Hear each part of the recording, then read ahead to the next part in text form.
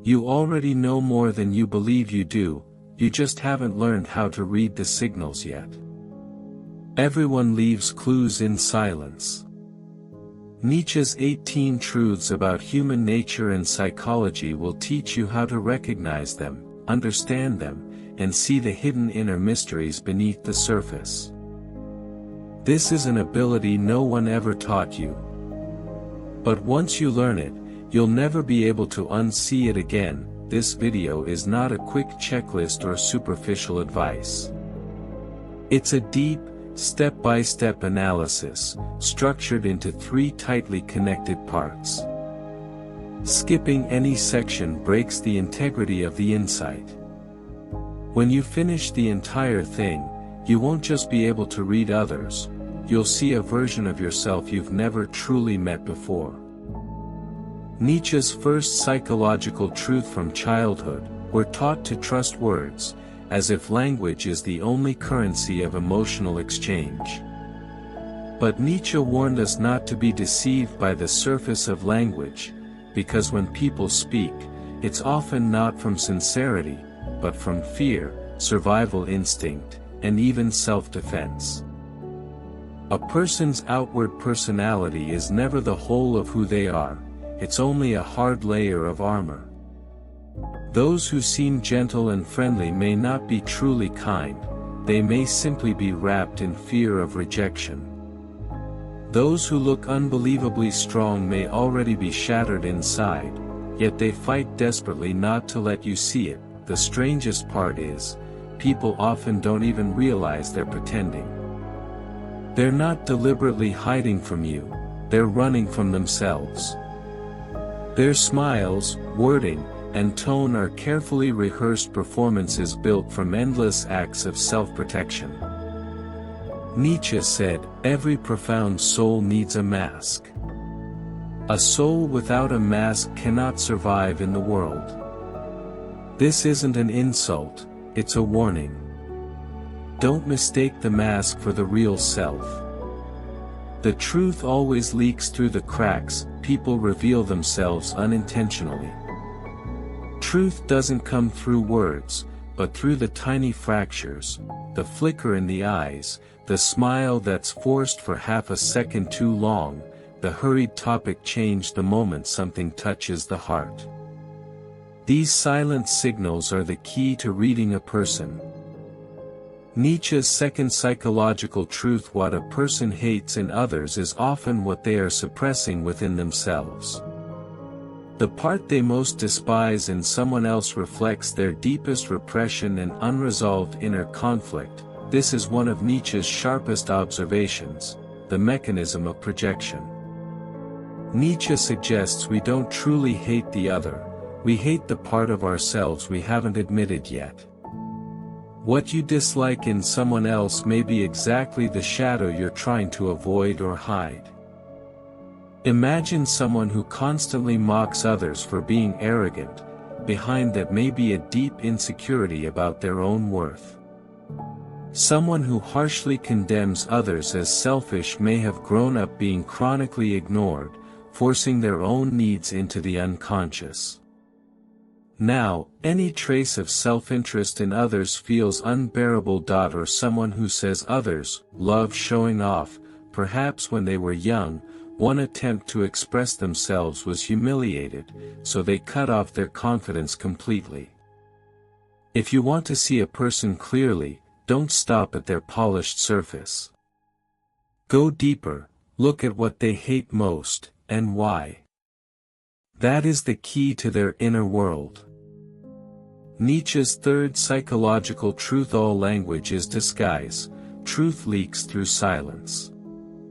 Nietzsche didn't believe truth comes from conversation, he even believed language is a tool used by the collective to escape truth. Imagine someone hesitating before answering a question, deliberately avoiding certain topics, responding to deep questions with short, mechanical replies. These pauses and silences are louder than words. They are silent confessions, exposing the most fragile and fearful region of their inner world. Truth reveals itself precisely in the blank spaces where words cannot reach. The more someone avoids showing vulnerability, the more they reveal their deepest fear and insecurity. If you can catch these signals of silence with sensitivity, you've already taken a crucial step towards seeing into another person's soul. Nietzsche's fourth psychological truth: the more someone acts superior, the more inferior they feel inside. Nietzsche pointed out long ago that many people don't preach morality because they are kind, but because it gives them psychological superiority and a sense of control. Those who stand on moral high ground to criticize and educate others may look like embodiments of justice, but in reality it's the will to power wearing a moral mask. Have you noticed that the people who constantly correct others and act like they're entitled to judge the world may be hiding a fearful child deep inside? They need "I'm right, you're wrong" to confirm their existence. That isn't compassion, it's manipulation. So when you see someone rushing to lecture others, issuing moral condemnation, even using "being correct" to suppress people, learn to pause and see through the performance of virtue. Nietzsche reminds us, humanity's greatest disguises often wear the clothing of morality. Nietzsche's fifth psychological truth: people often lie not to deceive you first, but to deceive themselves first. Have you heard lines like, "I'm fine, I'm over it, I don't care"? Most of the time, they're not trying to trick others. They've repeated these sentences to themselves so many times that they've started to believe them. Nietzsche understood that self-deception isn't necessarily evil. It's a defense mechanism, a way for human beings to keep living in a brutal world. So when someone's story sounds full of contradictions, don't rush to decide they're lying to you. The deeper truth may be that they've been hiding the truth from themselves for longer, and more deeply. That man who's afraid to face emotion, that woman who constantly belittles other people's looks, they may both be fighting themselves within their own context. Nietzsche suggested that judging others almost always reveals the self. So when you hear someone repeatedly criticizing others, don't get hypnotized by the surface target of the attack. Follow the thread of criticism back to the speaker. What they deny most fiercely is often their most fragile and painful part. That if you listen carefully enough, you'll hear where a person's pain is hiding. You'll realize that when they criticize others, what they say isn't purely about the other person's fault, it's reflecting their own secret wound. Nietzsche's sixth psychological truth: when someone displays superiority, they're often covering up inner inferiority. This is one of Nietzsche's sharpest observations: superiority is frequently deep overcompensation. Have you met the kind of person who constantly shows off achievements? Inside, they may be terrified that they're not good enough. Or the person who habitually belittles others and criticizes everyone, behind that may be a fear of being ignored, forgotten, or erased. True confidence doesn't need to show off or compare. It's a quiet presence. Nietzsche wrote, "In spirit, human performance is meant to conceal the inner shadow." So when you see someone constantly posting happiness online, carefully displaying joy on social media, don't rush to judge. It may be their lonely distress signal. When someone says, "I'm fine," but avoids your gaze, the thing you should hear isn't the words, it's the silent scream inside their body. Learn to read hidden pain, not to expose people, but to see them more gently. The one wearing a crown may already be exhausted. The tragedy of the crown is often a child who is terrified of being forgotten. Nietzsche's seventh psychological truth: most human behavior isn't driven by desire, it's driven by fear. Have you noticed how some people over-explain, repeating, "That's not what I meant"?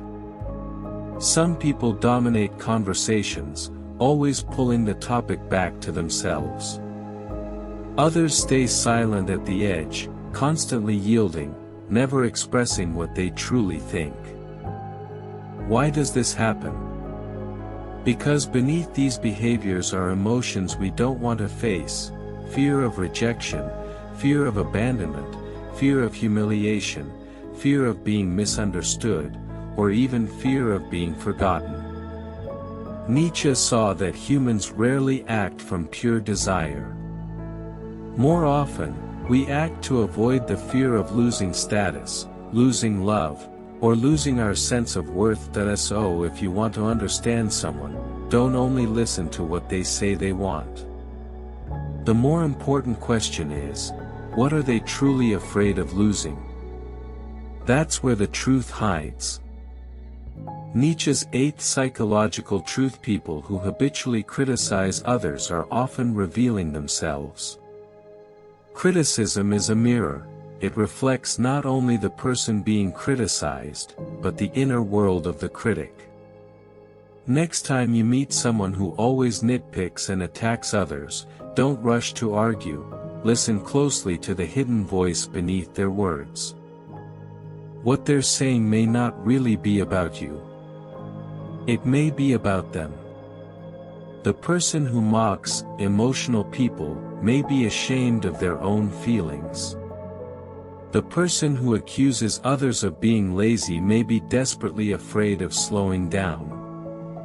Nietzsche put it plainly: criticism is not just attack, it's projection. What we can't stand most is often the part of ourselves we don't dare to admit. We don't criticize others because they simply did something wrong. We criticize them because they did something we don't dare to do, or something we don't want to admit we could also do. So next time you hear repeated criticism, don't only look at the target. Follow the arrow back to the archer. Which part of themselves are they running from? Projection isn't just a psychological defense, it's an unconscious confession. If you listen carefully enough, you can hear where someone's deepest fear and unintegrated self are hiding. Nietzsche's 9th truth: sometimes confidence is a disguise for guilt. That you've definitely seen this kind of person. They always look incredibly confident, calm, disciplined, decisive. They never panic. They never lose control. But if you watch long enough, you'll notice the clenched jaw, the ritual of over-preparation, the split second of forced emphasis when they speak, and the defensive posture they build the moment pressure hits. That isn't confidence. It's a cover for regret. Nietzsche saw this mask on many leaders, teachers, and preachers. The more unshakably certain someone appears, the more afraid they often are of being seen through. What are they hiding behind that hardness? Regret over past choices? Shame toward the real self they've been suppressing? Some people look powerful, always holding the floor, always gripping the right to speak. You don't need to be intimidated by them. The real question is, what are they trying to bury beneath that rigidity? True calm doesn't need performance. True strength dares to be seen, including the weak, wavering, even the version of self that once failed or missed the mark, and the ones who can admit, "I'm not sure," are the ones you should recognize as truly mature. Nietzsche's 10th truth: exaggeration is a leak from the unconscious. This point is subtle. But once you notice it, you can't unsee it. When someone keeps insisting, "I don't care what anyone thinks," it's usually because they care deeply. When someone repeats, "I've always been happy," they may be desperately trying to cover a deeper pain. Exaggeration isn't strength. It's the self screaming when it's off balance. It's like a rupture in the unconscious, revealing the part that has been suppressed, ignored, denied. Nietzsche saw this clearly. Any form of extremity is not a display of power, but a sign of inner instability. Real certainty can say, "I'm not sure." Real balance can accept contradiction, and live with it. So next time you hear words that sound too absolute, don't only hear what they're saying. Sense what they're trying to hide. Exaggeration is like turning the volume all the way up, but what you should pay attention to is often the silence behind that loudness, the sentence that never gets spoken. Learn to understand these exaggerated confessions, and you'll realize, what people say is never the whole truth.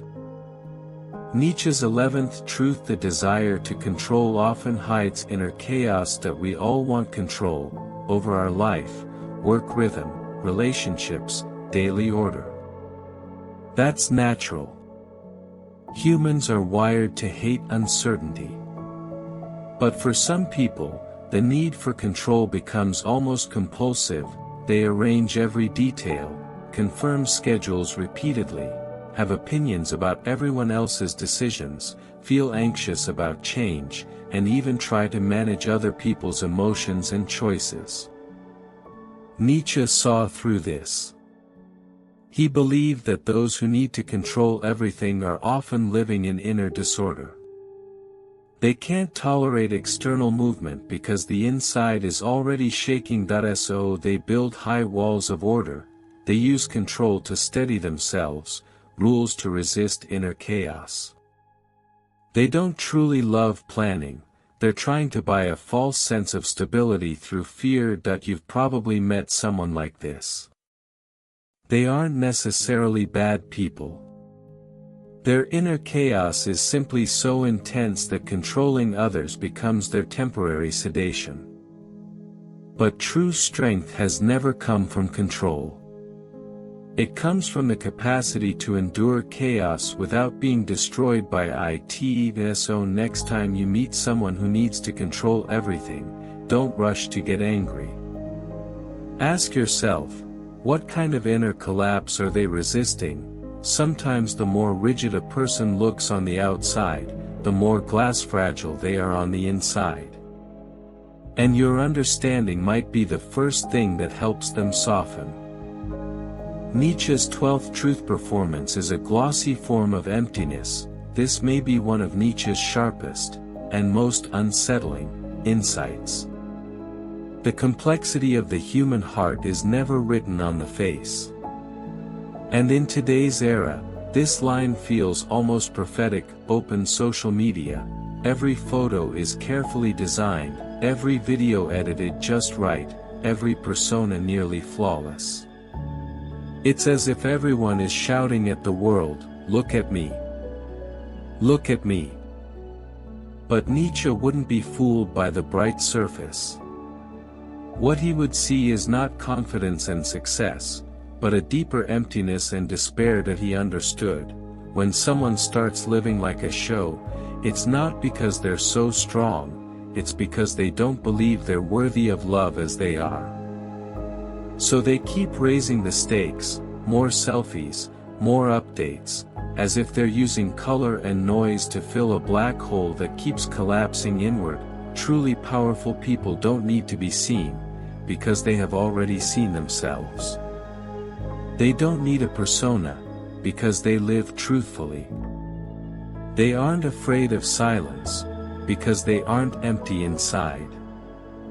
So when you see someone living as if they're dazzling and unstoppable, remember this Nietzschean reminder: that may not be a display of power, but a whisper of longing to be loved. Not everything that shines is light.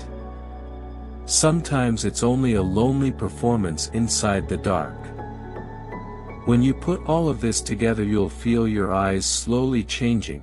When you walk into a room, you don't only hear what people say, you sense the unspoken fears and needs underneath. When someone constantly interrupts others, you don't just think rude. You see their intense anxiety about being ignored.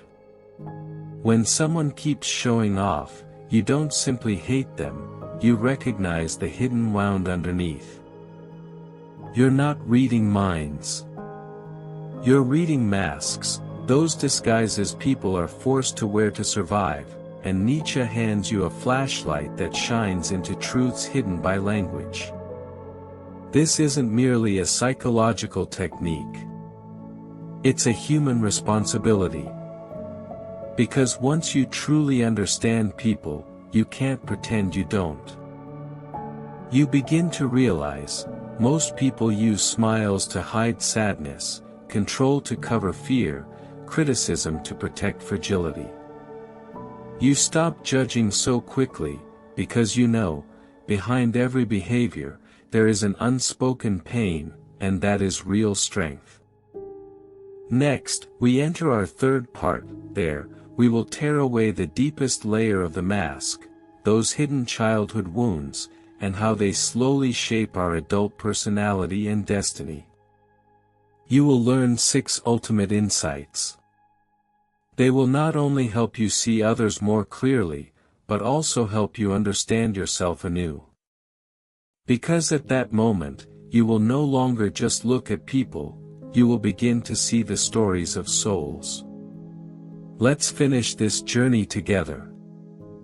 The 13th psychological truth: no one speaks from pure reason, they speak from their wounds. That we like to believe that humans are rational creatures, that we argue from facts and decide from logic. But Nietzsche was never that naive. He believed that behind a person's stance, behind their seemingly well-argued opinions, there is often not logic, but scar tissue. When someone says, "I don't believe in love, it's just an illusion," it sounds like cool-headed analysis, but in reality it's a kind of self-protection. That it's not that they don't believe in love, it's that they no longer dare to believe in what they once believed in. That one heartbreak was enough for them to build an iron wall, wrapping fear in doubt and covering their vulnerability with the cloak of rationality. People rarely adopt a belief because they have fully thought it through. More often, they adopt it because they have been hurt, and they need a belief to help them stay alive. We think we are pursuing truth, in fact, we are seeking comfort. Opinions are often a defense mechanism for pain. Logic is just emotion dressed up in formal clothes. That if you truly want to understand someone, don't just listen to what they say. Ask why they say it. Who is this sentence trying to hit back at? What is it trying to avoid? Which old wound from the past is it trying to bid farewell to? This shift will completely change your perspective. You begin to notice that many aggressive tones are actually armor for insecurity, and many firm positions are really survival postures, terrified of falling apart again. Once you grasp this, conflict is no longer a threat but a signal. You don't rush to refute, you start listening to the unspoken emotions behind the words. You stop hearing only sentences and start seeing the person. And this is exactly what Nietzsche calls insight, a kind of understanding that goes beyond appearances and points straight to the soul. The 14th truth: how a person treats vulnerability is what truly reveals their strength. If you want to see someone's character clearly, don't look at how they treat the powerful, look at how they treat those too weak to fight back. Nietzsche believed that real strength is not displayed when you crush others, but when you have the power to destroy and still choose mercy. If someone laughs at vulnerability, it's because they're afraid of their own. If someone harshly punishes other people's mistakes, it's because they were never allowed to make mistakes themselves. If someone always wins but leaves a trail of wounds behind, it means they are still at war with themselves. But there is another kind of person, one who can see another's vulnerability without rushing to judge, who can sit inside someone else's sadness without running away, who could choose to punish, yet chooses to forgive. Such a person is no longer controlled by the past, because they have already won the hardest battle inside their own heart. So if you want to truly read someone, give them a moment in which they can show compassion. The choice they make in that moment will tell you who they are, not who they pretend to be, but who they really are. Nietzsche's 15th psychological truth: those who endlessly chase attention fear not loneliness, but being forgotten. That you've definitely seen people like this. Wherever they go, it's as if they're setting the stage on fire. They talk fast, speak loudly, dress flamboyantly, and are always the main character under the spotlight. They love to provoke laughter, love to be the center of everyone's gaze, even if only for a brief moment. On the surface, it looks like confidence, charisma, and a level 10 aura. But Nietzsche saw through the buried truth beneath it. This is not confidence, it is a fear of disappearing. A fear of not being remembered. A fear of being dispensable. A fear that their life will rush past and no one will care. They don't truly love noise, they simply cannot bear that heavy silence which whispers, "It's like I don't exist at all." Many people who crave attention were once ignored in childhood. Deep inside them lives a small voice that is always asking, "Do you see me?" But that question is too fragile to say out loud. So it can only be wrapped in jokes, noise, and drama, a plea of, "I need you," disguised in performance. So when you meet someone who is too loud, too over the top, too eager to perform, don't be too quick to dislike them. Nietzsche reminds us, beneath the shell of vanity, there is often a soul terrified of vanishing. Sometimes a person is not showing off, they are crying out, "Please remember that I am here." True tolerance and understanding is not about judging their flamboyance, but about hearing the will to survive that hides in their silence. Nietzsche's 16th truth: the person they attack is often the person they envy. Nietzsche once offered a truth that is both razor-sharp and hard to admit: people don't always attack because they hate, more often, they attack because they envy. And that envy isn't a gentle admiration. It's a painful sense of powerlessness. I want to be that kind of person, but I know I can't. So we criticize, mock, and belittle, because to sincerely praise someone who lives freely, confidently, and brightly, we would first have to admit, I actually crave that kind of life too. When we see someone living the way we once dreamed of living, we aren't always inspired, we're reminded. Reminded of the courage we once had but couldn't keep. Reminded of the parts of ourselves we compromised, suppressed, and forgot. That reminder hurts too much. So we attack the light that we ridicule confident people and call them narcissistic, that we diminish successful people and call it luck, that we gossip about those who don't follow the script, those who dare to be themselves, saying they're too dramatic, too arrogant, too strange, but we're not judging them, we're punishing ourselves. Punishing the part of us that once wanted to live like that, even just once. Jealousy has never been pure malice. It's an unpermitted longing, an unspoken call from the soul.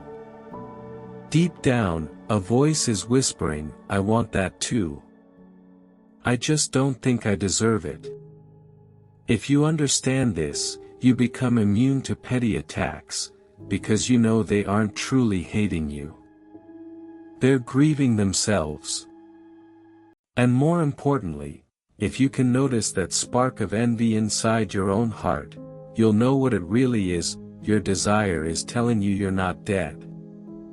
You still want to live more truthfully, and the moment you stop hiding desire behind attack, and dare to admit, yes, I want to become that kind of person too, that's the moment you become truly free.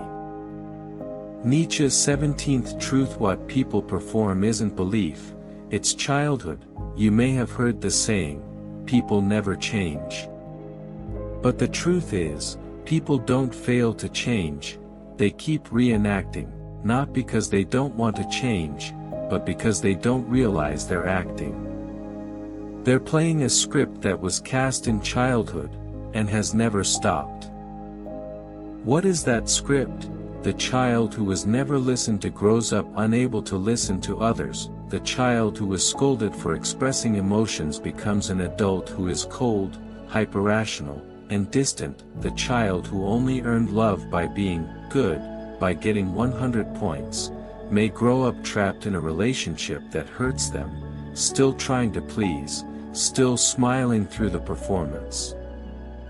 They think it's their choice, their values, their beliefs, but it's simply that the script is too familiar, and they never imagined it could be rewritten. Most people aren't living in the present. They're living back then. They aren't acting from freedom. They're reacting from fear. They say they're independent and strong, but they're afraid to depend again. They say they're calm and rational, but they weren't allowed to fall apart for too long. They say they don't need love anymore, but they're terrified of being abandoned again. So if you truly want to understand someone, don't only look at who they are today, what job they do, what they said. Ask instead, what kind of person were they forced to become as a child? What part of themselves did they sacrifice just to survive? Who they are now, is it who they chose to be, or who they were forced to be? Because a person's behavior is their autobiography. None of us start blank. Most people begin as a misunderstood child, and keep acting that role all the way to today. So remember, behind every cold adult may be a child who wants to cry but forces it down. Behind every excessively independent soul may be a loneliness that was never healed. When you see this clearly, you won't just understand others more, you'll be more willing to embrace the part of yourself you once abandoned. Nietzsche's 18th truth: their patterns are their confession. This is the final truth, and it's the one that will completely change how you read people. People may not know how to speak their pain, but their behavioral patterns will tell you again and again. When someone disappears the moment a relationship becomes closer, you think you did something wrong. But it's not that. It's them saying, "I'm afraid of being seen," and then being left anyway. When someone works obsessively, fills every hour, never allows themselves to slow down, you think they're ambitious. But it's not that. It's them saying, "I can't bear the silence of being alone with myself." When someone stays in constant ambiguity, never truly enters a relationship, you think they're playing games. But it's not that. It's them saying, "I want love, but I'm even more afraid of being hurt." These patterns aren't coincidences.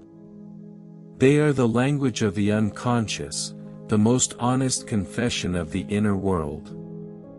They're saying, "This is how I protect myself, this is where I was wounded. It's not that I don't want to come closer, I just don't yet know how to come closer to myself." Nietzsche said the greatest human problem isn't evil, it's ignorance. Ignorance of oneself. But if you're willing to practice a new kind of listening, not to words, but to patterns, you can read the map of someone's soul before they ever speak, and then something remarkable happens. You stop taking someone's coldness as humiliation. You stop reading their withdrawal as rejection. You stop rushing to judge. You stop reacting defensively, you begin to understand. You're no longer a weapon, you become a mirror. You're no longer just an observer, you quietly witness them with compassion. And that's more powerful than any psychological technique, because you don't only understand others, you are slowly remembering your true self. When you reach the end of this video, give yourself a little time. Sit quietly. Let these truths make sound inside you, because these words weren't only meant to describe others. They are also a mirror, reflecting your own patterns, your fears, the roles you were forced to play as a child. That you'll realize, the clearer you see others, the more you understand yourself, why you keep falling into the same loops, why you keep getting stuck in certain relationships. Nietzsche was never asking us to merely observe human nature. He wanted us to wake up enough to see that what we hate in others is often our own shadow left unresolved. And what we envy in others is often the part of us we suppressed, forgot, but still desperately want to live. So if at any moment in this video you felt seen, if you suddenly recognize those patterns in yourself too, don't just nod silently. Leave a comment. Say which truth resonated most. As Nietzsche said, he who has a why to live can bear almost any how. The people you see are mirrors of you. Whoever fights monsters too long becomes a monster. Everything we criticize in others is often something we haven't healed in ourselves. And everything we envy is the part of us that still longs to be lived. This isn't the end of the video. It's the beginning of seeing the world in a completely new way. May you gain the power to see, and the courage to live.